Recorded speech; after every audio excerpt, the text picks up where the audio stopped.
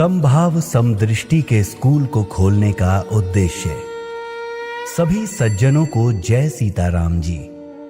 सज्जनों, किसी भी व्यक्ति, जाति, समाज, देश व विश्व की हालत को गौर से देखो।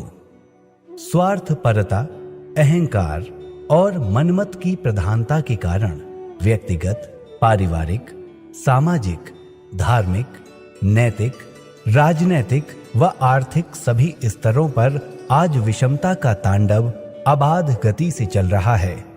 भले ही भौतिक ज्ञान विज्ञान के विकास ने जगत के कई अज्ञात रहस्यों को प्रकट कर दिया है और भौतिक सुख सुविधाओं में वृद्धि कर कई ऐसे साधन आविष्कृत कर दिए हैं जिनसे बाह्य इंद्रियों की शक्ति को बढ़ने व फैलने का व्यापक क्षेत्र मिला है, परंतु शरीर के भीतर जिस चेतना का आत्मा का निवास है उसके विकास के प्रति प्रयत्न उस अनुपात में नहीं हो पा रहा है। नतीजा, जीवन का संतुलन बिगड़ गया है।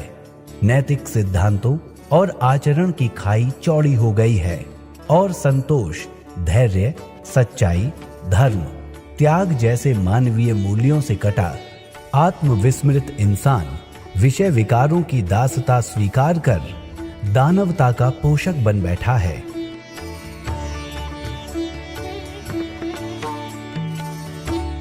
विश्व इतिहास का ये अत्यंत ही असाधारण व भयंकर काल है जिसमें समस्त जगत मिथ्यात्व में डूबा हुआ है। यानी जितने भी क्रियाकलाप हो रहे हैं वे सब मन शक्ति पर आश्रित होने के कारण पापयुक्त, झूठे और कष्टदायक हैं।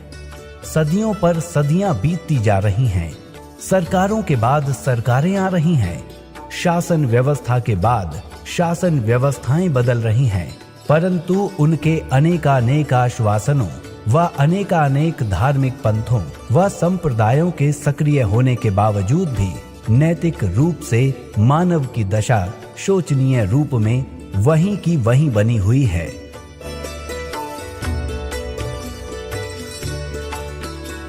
कहने का आशय ये है कि सभी सुख तो प्राप्त करना चाहते हैं, उसके पीछे दौड़ भी रहे हैं, हर प्रकार से यत्न कर साधन भी जुटा रहे हैं, परंतु समत्व के दृष्टिकोण के अविकसित होने के कारण सुख किस वस्तु में निहित है ये नहीं जान पा रहे।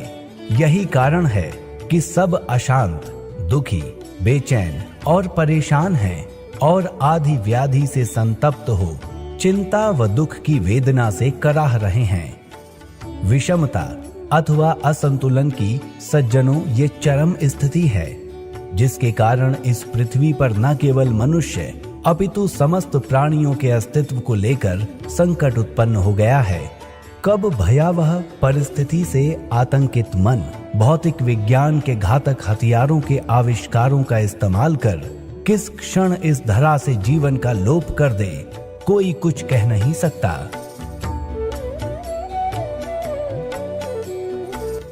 ऐसे में इस खौफनाक परिस्थिति का शिकार होने से पहले मानव जाति के पास निज उद्धार करने का एक ही रास्ता है कि आत्मिक ज्ञान के प्रसार द्वारा विकास की गति को अब शीघ्रता से भिन्न दिशा यानी त्याग, प्रेम, सद्भाव व संभाव की दिशा में मोड़ दिया जाए ताकि व्यक्तिगत स्तर पर आत्मचेतना का जागरण हो और मानव मनमत पर आश्रित जीवन यापन का पुराना अधम व पापयुक्त तरीका त्याग कर आत्मीयता के सिद्धांतों पर आश्रित रीति नीति, चाल चलन, रहन सहन, बोल चाल, उठने बैठने व वर्त वर्ताव का अनूठा तरीका अपनाकर इस धरा पर पुनः सतयुग जैसा समय ले आए।